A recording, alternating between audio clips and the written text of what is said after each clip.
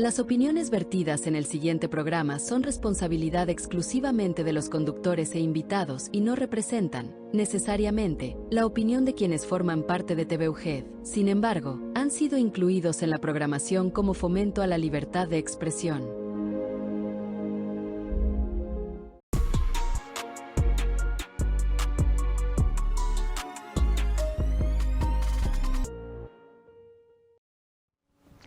¿Qué tal? Bienvenidas y bienvenidos a El Derecho y los Derechos en Serio, espacio de reflexión y diálogo sobre democracia constitucional, transformaciones sociales, libertades y derechos. Mi nombre es Alan Arroyo, soy el director de la Facultad de Derecho y Ciencias Políticas de la UGED y en esta nueva emisión tenemos a una invitada muy especial, una invitada de corte internacional que está aquí en estos momentos en Durango capital, directamente desde Medellín, Colombia, viene de la Universidad de Antioquia y es una profesora con la que hemos tejido excelentes lazos de colaboración desde nuestra facultad, también desde el Instituto de Investigaciones Jurídicas y con quien desde luego también nos une una amistad entrañable y sobre todo una deuda, porque también nos ha hecho el favor de recibirnos en tan prestigiosa universidad sudamericana y hoy tenemos el gusto de conversar de manera directa y personal con ella. Estimada profesora María Doli Cuartas Henao de la Universidad de Antioquia, muchísimas gracias por estar aquí, por principio de cuentas también que haya hecho el viaje hasta Durango, hasta el corazón geográfico de nuestro país y pues en el marco de nuestra red internacional de investigación que tenemos sobre democracia, derecho y política, constituida formalmente entre ambas universidades, firmadas incluso el acta correspondiente por los señores rectores de las dos instituciones educativas. Y pues es un gusto y es un placer tenerla aquí con nosotros. Muchas gracias, doctor Alan, el placer es mío. Profesora, tras bambalinas decíamos que hay muchas cosas que podríamos platicar, pero pues por principio de cuentas me gustaría que nos comentara al auditorio usted dentro de sus líneas de investigación sobre la democracia, sobre la filosofía, ha profundizado en algunas de las problemáticas más agobiantes del mundo contemporáneo. ¿Cuál ha sido su trabajo en investigación y cuáles son, digamos, algunas de las líneas que más han llamado su atención en ese sentido, profesora? Okay. Como líneas generales de estudio, todo lo que es la filosofía del derecho, la filosofía política, todo lo que es ciudadanía, por supuesto, democracia. Y últimamente estoy dentro de la filosofía contemporánea, estoy con multiculturalismo, pluralismo, diversidad. Y otra cosa por la filosofía del derecho que me llama mucho la atención es el acceso a la justicia como derechos humanos. Ok, y dentro de ello, profesora, algunos de sus trabajos hemos tenido la fortuna de escucharle en el marco de la red que hemos constituido y que ya indicábamos en minutos anteriores.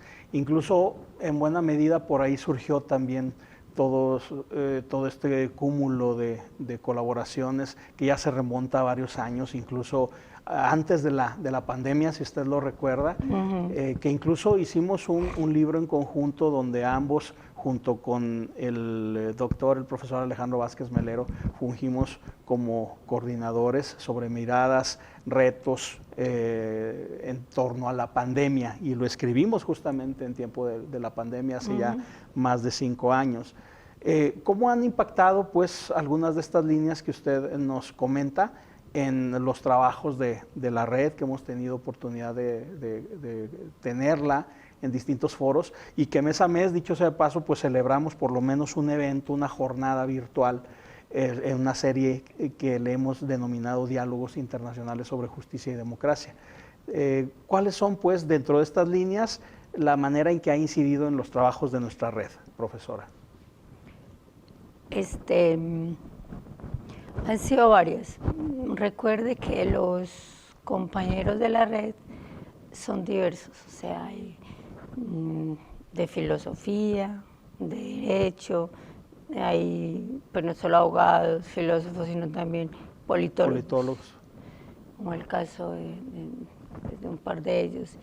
Y, por ejemplo, hay algunos que están derivando el trabajo con asuntos de tecnología, entonces han conectado ciertas limitaciones que había traído la pandemia en términos sociales y lo han ido derivando como, digamos, como una barrera o una frontera,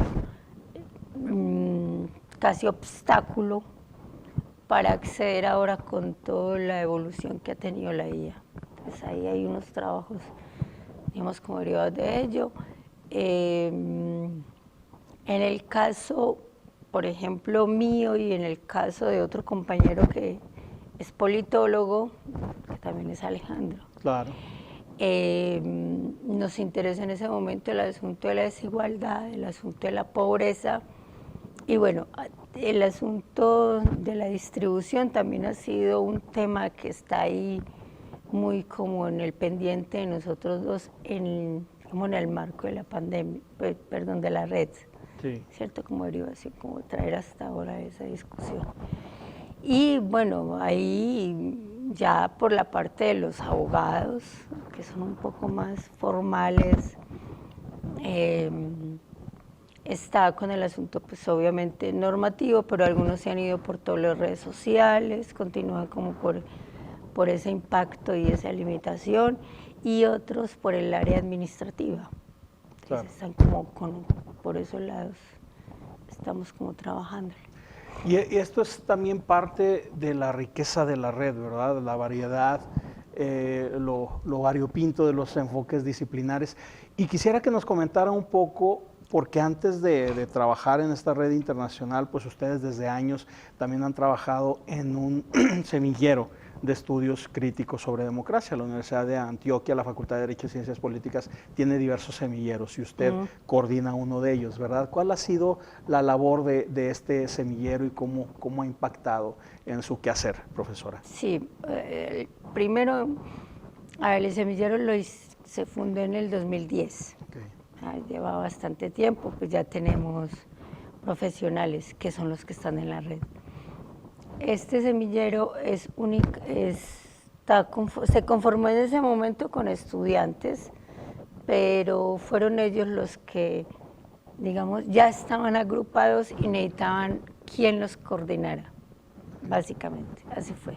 Okay. Y me vendieron la idea, me la propusieron, yo en ese momento no tenía investigación y establecimos el semillero Estudios Críticos sobre Democracia, un semillero que es horizontal, un semillero que tiene estudiantes de Derecho, de Filosofía, de Ciencia Política, y la idea era tener la democracia como núcleo de discusión, o sea, no para conformarnos de manera doctrinaria de que es lo mejor que existe, sino para discutir alrededor de ella y si es interesante o es favorable, ¿por qué?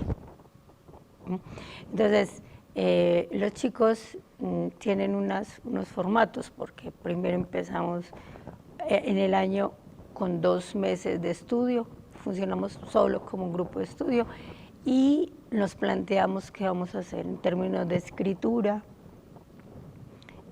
Tenemos un macroproyecto, entonces de eso le van como desprendiendo varias líneas de investigación. Entonces todo lo que hemos trabajado durante todo este tiempo tiene que ver con un proyecto inicial, que usted sabe que eso es inacabado, pues. Claro. Todos son preliminares y los muchachos me gusta que vayan a otros lugares, que muestren su trabajo, que tengan relaciones con otros compañeros. Entonces han ido a Santiago de Chile 2 veces, han ido a Argentina 2 veces, estuvieron en Uruguay una, hubo compañeros que estuvieron aquí en México hace, no sé, 5 años, algo así, que vinieron. Hemos estado invitados en Valencia, España, ¿cierto? Es como la dinámica y en esta ocasión estamos acá, nuevamente en México. Con la excelente oportunidad de que, pues una vez que presentaron trabajos, las y los chicos les fueron aprobados para que participaran como ponentes en un Congreso Internacional de Ciencia Política que tuvo verificativo en la UNAM, ¿verdad? Y que ahora aquí en la Universidad Juárez del Estado de Durango van a exponer también algunos de sus trabajos y de sus avances supervisados por usted y por otros profesionales, este es un modelo que la verdad a manera de autocrítica, yo lo digo, a mí me gustaría tener en algún momento en nuestra facultad este tipo de semilleros, primero pensados como grupo de estudio, pero después con una orientación, sí en formación investigativa, pero sobre todo que también las y los chicos tengan esta oportunidad de tener un contacto con el exterior, que usted no me dejará mentir, pues sin duda es muy valioso. Yo también tuve un acercamiento inicial con un destacado miembro de la red, César Augusto Benavides, a él lo conocí por allá en Uruguay, y pues desde ahí yo constaté la calidad de sus investigaciones, pero que mucho tiene que ver también con el nivel y la forma mediante la cual es asesorado. Entonces creo que eso es muy importante. Vamos a hacer nada más un pequeñito corte, profesora, y seguimos conversando si le parece bien. Creo que sí. A nuestro auditorio del Derecho y los Derechos en Serio les invitamos a permanecer con nosotros.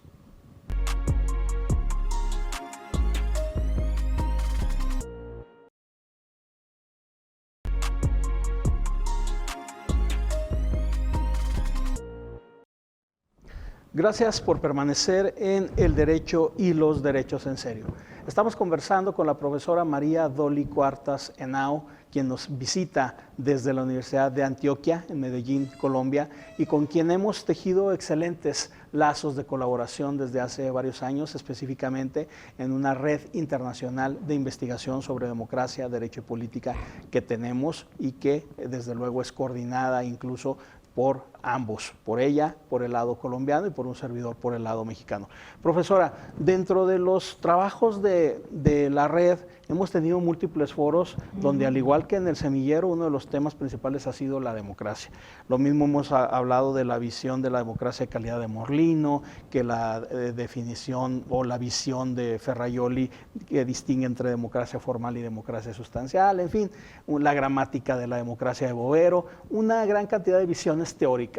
Usted, profesora, usted como también estudiosa, como filósofa, ¿cómo concibe la democracia en la actualidad, en Colombia, en América Latina? ¿Cuáles son algunos de los retos, desafíos que usted identifica?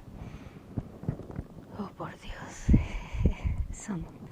No, a ver, lo primero es un asunto o un tema de formación, porque me parece que Centro y Suramérica tenemos un concepto de democracia equivocado, porque como sistema político nos han ido vendiendo, pues, pero eso es gracias a esos discursos populistas y a esos, digamos, como ciertas corrientes un poco manipuladoras, han vendido la democracia como un sistema político que todo lo resuelve, que todo está permitido, que cualquier cosa se puede hacer.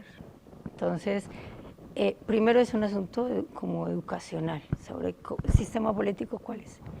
Lo segundo es, dentro de esa educación, mostrar que es un sistema político que es una excepción, porque el mundo ahora está organizado políticamente de manera autoritaria, monocrática, controladora, etc. Y lo otro que tenemos que ver en ese reto es justamente la población, es decir, qué población tenemos, cómo somos, qué queremos, y eso ya hace muy particular, digamos, esas dos instituciones esenciales de la democracia, que es la participación y la representación. Entonces, ¿cómo vamos a participar? ¿Quiénes? Que es una pregunta un poco moral, ¿quiénes vamos a participar ahí?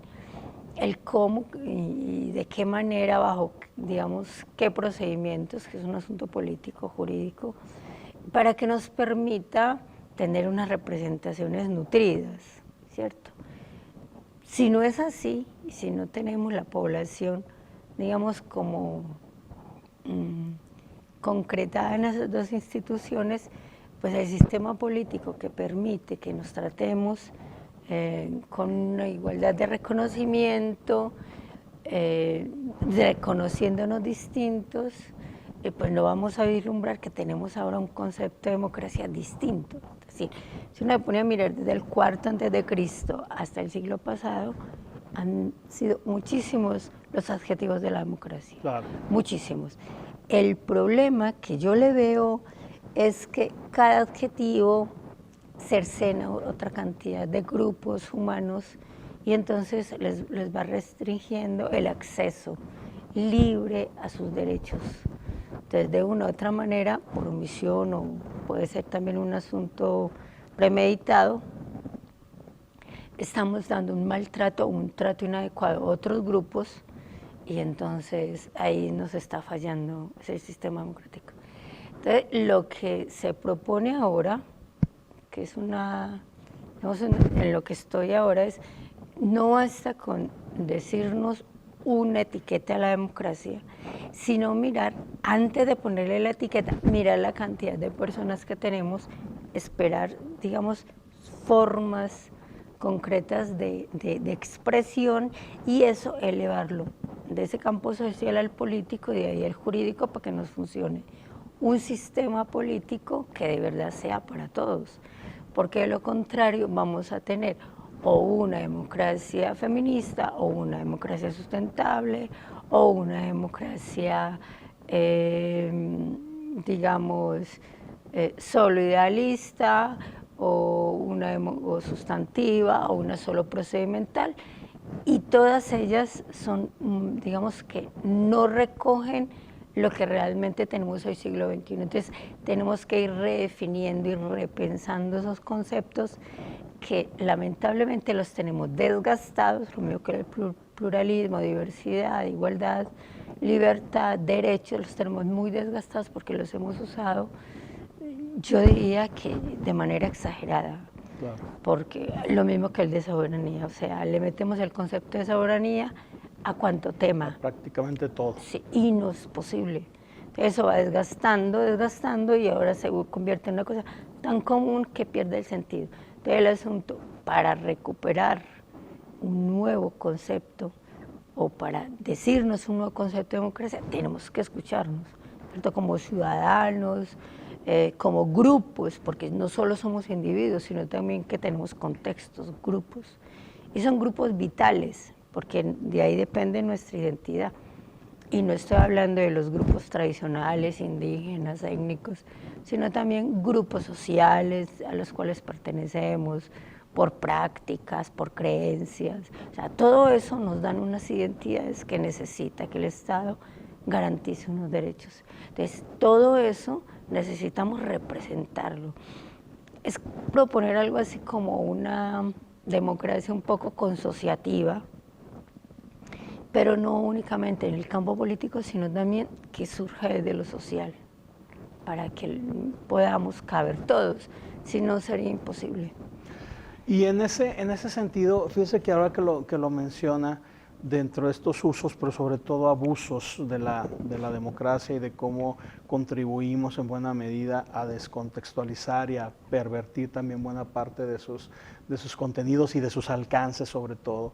Recuerdo que en uno de los foros, y ahí se ve la mano sobre sus estudiantes y colegas, el buen Alejandro Londoño, hacía un planteamiento muy similar en el sentido de por qué siempre debemos estar etiquetando a la democracia, ¿verdad? Que esto es más contraproducente que otra cosa. Yo en aquel entonces le comentaba que hay un intelectual mexicano, Enrique Krause, más identificado con el lado de la derecha ideológica, pero que es un buen historiador. Más allá de si nos adscribimos a la izquierda o a la derecha, creo que vale la pena leerlo, aunque no estemos de acuerdo con buena cantidad de lo que él escribe. Y en uno de sus textos precisamente habla él o propugna una democracia sin adjetivos, una democracia que en este sentido pueda estar identificado sobre todo con las grandes demandas de la sociedad, profesora, en estos tiempos de globalización, en donde la globalización ha parecido servir solo a unos cuantos, solo a unos pocos en detrimento de muchos. Creo que ese ha sido también uno de los grandes temas, quizás no de la democracia, pero de quienes operan la democracia, de quienes contribuyen a este tema donde incluso hay visiones que nos dicen, a ver, si tú, Estado, me das más seguridad, yo estoy dispuesto a renunciar a parte de mis libertades. Yo puedo preferir a lo mejor un régimen no tan democrático o no democrático si me garantiza mayores libertades. Y esta es una discusión filosófica de fondo también sobre cómo a veces se puede ir corrompiendo la idea de la libertad, que no debemos renunciar a ella en ningún momento. Y creo que eso es fundamental. Ahora, profesora, en estos minutos finales que nos quedan, ¿usted cómo considera que esté en estos momentos en su país, en Colombia o a nivel regional la democracia? La democracia. A ver, como idea reguladora, yo creo que la democracia no es que falle, porque las ideas no fallan. O sea, las ideas son horizontes que movilizan a los pueblos a través de discursos, etcétera, etcétera. Pero la democratización, por ejemplo, en Colombia, yo sí siento que está un poco débil, está un tanto fallida, en el sentido en que no están discutiendo la democratización con todas las personas que deberían tener sus derechos democratizados, por ejemplo. Entonces, estamos fallando en distribución, porque tenemos niveles de pobreza muy altos. Cuando nos abocamos a escribir sobre el COVID-19, una de las cosas que empezamos a encontrar, bueno, yo empecé a encontrar, es que en el país está habiendo un tipo de pobreza que no existía, o sea, que no, totalmente nueva, que era una pobreza invisible, una pobreza de una franja de la población que no era pobre, y eso era la clase media. Entonces la clase media se nos partió como a la mitad entre una que era un poco más cercana a la alta y otra un poco más cercana a la baja. Entonces, esa más cercana a la baja, obvio, cuando cierran ciertos lugares de trabajo, se quedan sin trabajo tantas personas, usted podía ver personas que tenían sus 2, sus 3 carros en su casa, una casa así bellísima, etcétera, pero no tenían con qué comer, no tenían con qué pagar los servicios públicos y caen en digamos, en unos índices de a quienes les faltaba lo básico horrible. Entonces nosotros llegamos a superar la mitad, o sea, el 50% de la población de pobres. Eso fue alarmante, por ejemplo. Ahora, ¿quién ha surgido o no ha surgido? O sea, el sistema político como estaba planteado hasta hace 3 años con el nuevo presidente, pues porque antes eran oficialistas, de derecha, digamos que no se superó, o sea, las personas no lograron salir, ¿cierto? Y ahora en este otro está peor, porque se está contando dentro de los, digamos, personas que salen de la pobreza, esos niveles de personas que ya no están desempleadas, a aquel que no sé, coloca un puesto de una venta de algo al lado de su casa, o sea, un montón de ventas informales que dan para sobrevivir, pero no es un principio de redistribución, es que lo que no quieren entender, digamos, los políticos en el país, es que cuando se habla de distribución se habla también de reconocer que esas personas que necesitan cosas para vivir, ellas tienen una valía diferente y necesitan cosas distintas. Entonces que hay que darles una distribución, y la distribución no es darle bonos, no es darle, ¿cómo se llama?, ayuda social. Claro. sino que está bien darle, o sea, yo no digo que no, pero también se necesitan unas políticas públicas más integradoras, más robustas, donde se permita una distribución de la riqueza de manera un poco más, digamos, como más global, claro. No para unos cuantos. O sea, no es quitarle el hambre cada 2 meses a una persona anciana o ayudarle cada 3 meses a un muchacho para que asista a la universidad, sino que es asegurarle a esa persona anciana que tener un sistema, por ejemplo, de salud y de resguardo alrededor suyo permanente. Claro.